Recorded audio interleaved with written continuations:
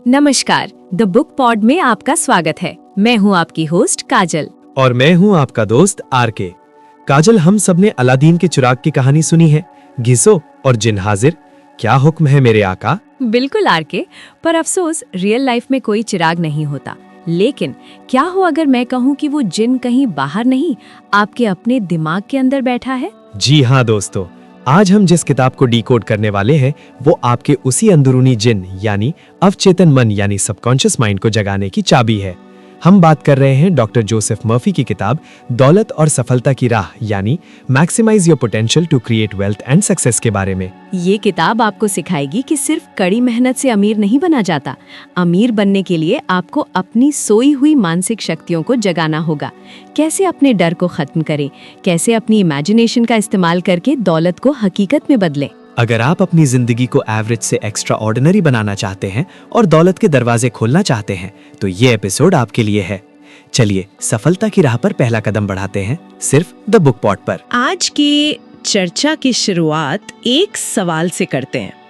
क्या हो अगर मैं कहूँ कि दौलत और सफलता का रास्ता किसी बाहरी दुनिया में, किसी नौकरी या लॉटरी में नहीं, बल्कि हमारे अपने मन के भीतर ही छिपा हो। आज हमारे पास जो स्रोत हैं वो डॉक्टर जोसेफ मर्फी की एक बहुत ही प्रभावशाली किताब के अंश है, जो इसी गहरे और सच कहूँ तो कुछ हद तक हैरान करने वाले विचार की पड़ताल करती है। बिल्कुल। और आज हमारा मिशन सिर्फ इस किताब के सिद्धांतों को दोहराना नहीं है, बल्कि उन्हें असल में समझना है। हम इस बात की तह तक जाएंगे कि हमारा अवचेतन मन यानी हमारा सबकॉन्शियस माइंड, जिसे हम ज्यादातर नजरअंदाज कर देते हैं, वो हमारी हकीकत कैसे बनाता है। हम उन पुरानी गहरी बैठी धारणाओं पर भी बात करेंगे जो गरीबी को एक गुण मानती हैं या शायद किस्मत का खेल। हाँ, और लेखक कैसे इन विचारों को सिरे से खारिज करते हैं। सही कहा। और सबसे जरूरी बात, हम सिर्फ थ्योरी पर नहीं रुकेंगे, हम उन प्रैक्टिकल तरीकों पर भी गौर करेंगे जिनका जिक्र इन स्रोतों में है।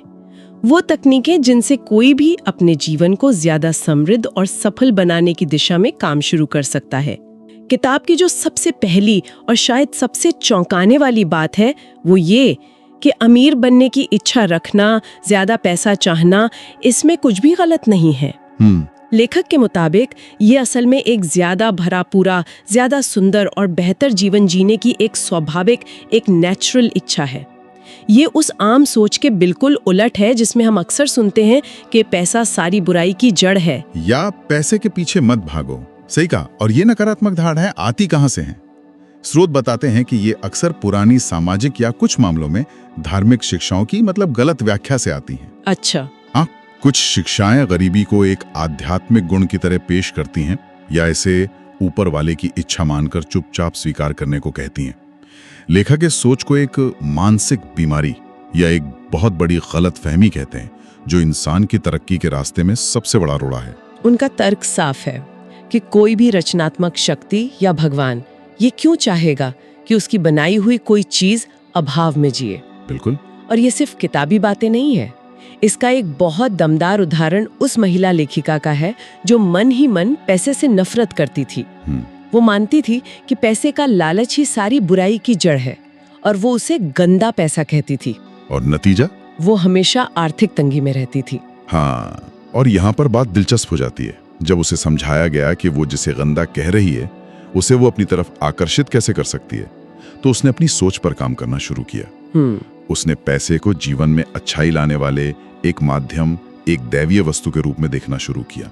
और नतीजा हैरान करने वाला था। क्या हुआ? सिर्फ 3 महीनों के अंदर उसकी आमदनी 3 गुना बढ़ गई। 3 गुना? हाँ, ये दिखाता है कि हमारे विश्वास सिर्फ हमारे विचार नहीं है, वो असल में हमारी दुनिया को आकार देते हैं। ये विचार कि सिर्फ सोच बदलने से एक लेखिका की आमदनी 3 गुना बढ़ गई, सुनने में थोड़ा अविश्वसनीय लगता है।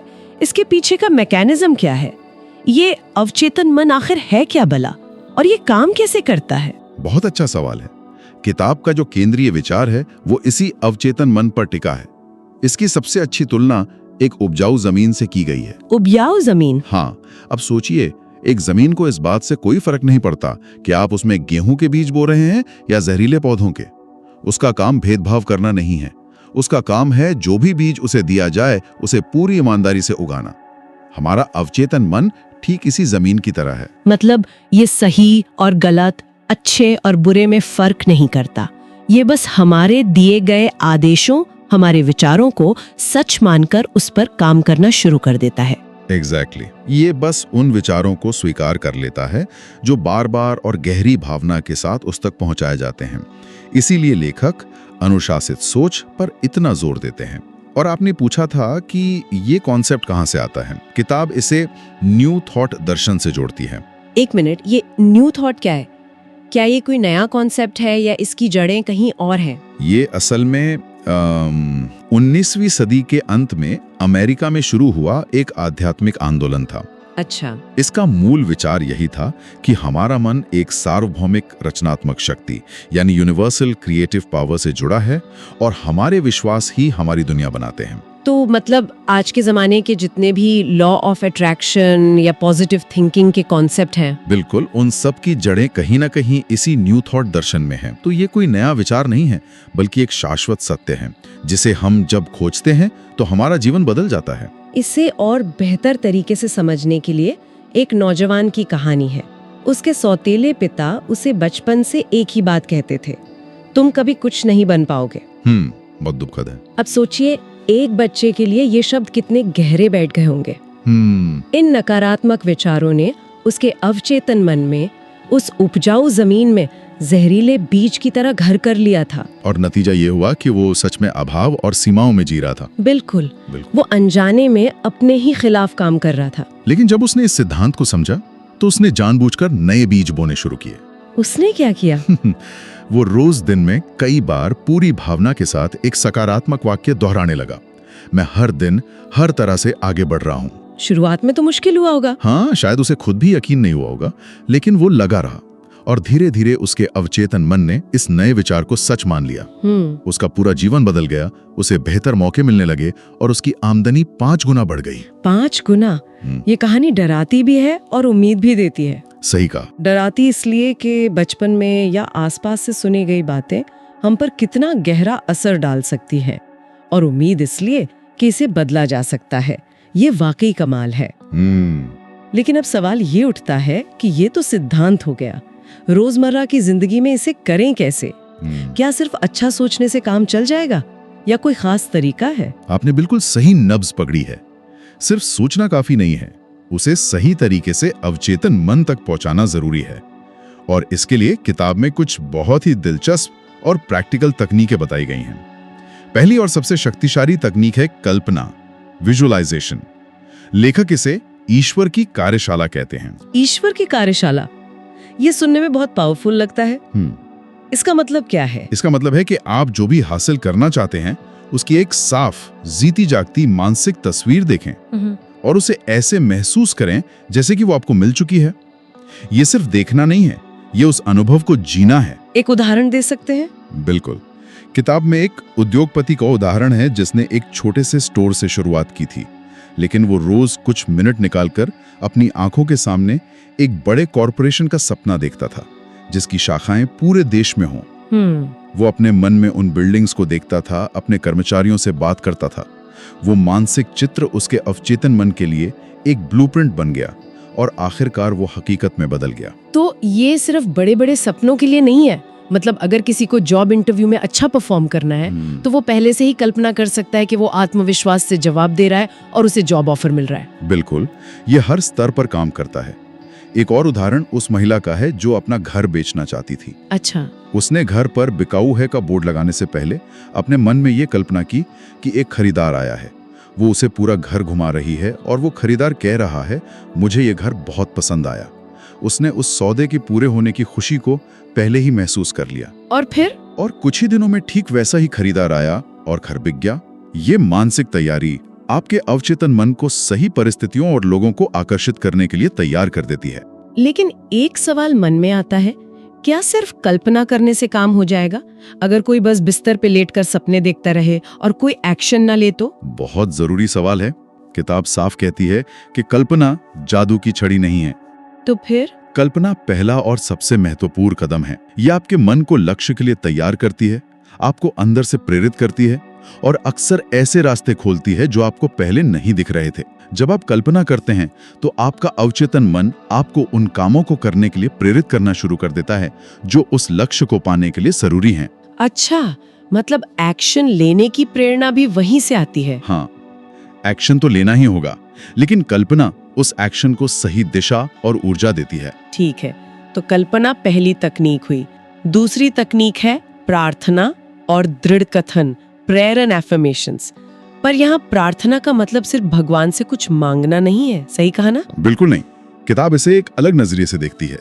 ये मांगने के बजाय धन्यवाद देने की तकनीक है। धन्यवाद। हाँ, ये इस विश्वास के साथ जीना है कि जो आप चाहते हैं वो ब्रह्मांड में पहले से ही मौजूद है और आपको मिल चुका है। ये मुझे अमीर बना दोगी प्रार्थना नहीं है, ये मेरे जीवन में मौजूद दौलत और समृद्धि के लिए धन्यवाद की भावना है। हाँ, ये थोड़ा अजीब लग सकता है। अगर मेरे बैंक अकाउंट में पैसे नहीं है तो मैं ये कैसे महसूस करूं कि मैं अमीर हूं? ये तो खुद को धोखा देने जैसा नहीं हुआ? यही तो सारा खेल है। ये जो सवाल है, ये आपके चेतन मन, आपके लॉजिकल माइंड का तर्क है। अवचेतन मन तर्क नहीं, भावना समझता है। जब आप उस समृद्धि की भावना को महसूस करते हैं, भले ही वो अभी भौतिक रूप में ना हो, तो अवचेतन मन उस भावना को सच बनाने के रास्ते खोजने लगता है। जैसे उस पादरी की कहानी है, बिल्कुल, जो बाइबल की गलत व्याख्या करके ये मानता था कि पैसे का प्रेम बुरा है और इसलिए वो हमेशा तंगी में रहता था। जब उसने अपना नजरिया बदला और समृद्धि के लिए धन्यवाद देना शुरू किया तो उसकी आर्थिक स्थिति में जमीन आसमान का फर्क आ गया। और तीसरी तकनीक जिसका जिक्र है वो है निर्णय, डिसीजन। ये थोड़ी अलग लगती है, इसका क्या मतलब है? लेखक कहते हैं कि एक पक्का और अटल निर्णय लेने की क्षमता एक दैवी शक्ति है। जब हम दुविधा में रहते हैं, ये करूं या वो करूं, होगा या नहीं होगा, तो हम अपने मन की ऊर्जा को बिखेर देते हैं। सही बात है। लेकिन जब आप एक पक्का निर्णय लेते हैं तो आप अपने चेतन मन के सारे संदेह और डर को खत्म कर देते हैं।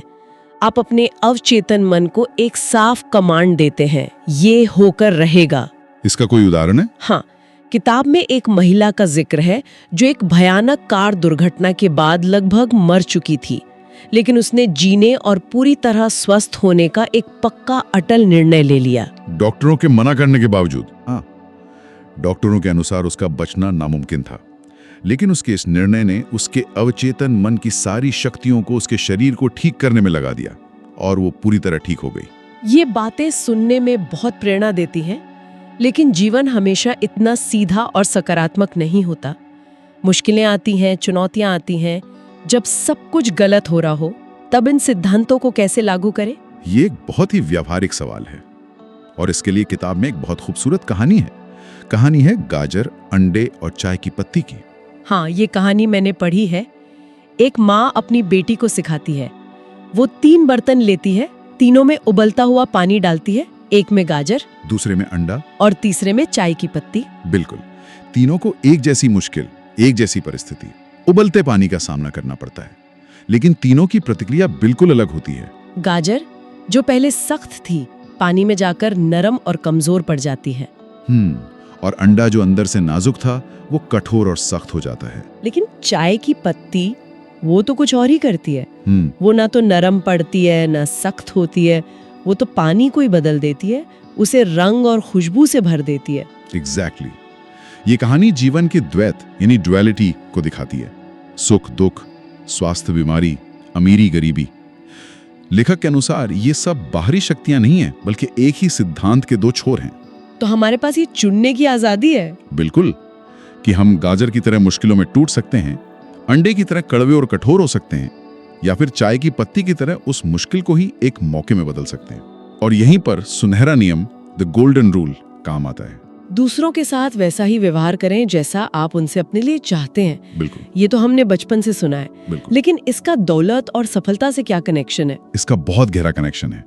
जब हम दूसरों की सफलता, उनकी नई गाड़ी या उनके बड़े घर को देखकर ईर्ष्या करते हैं या बुरा महसूस करते हैं, तो हम क्या कर रहे होते हैं? हम अनजाने में अपने अवचेतन मन में कमी और अभाव के बीज बो रहे होते हैं।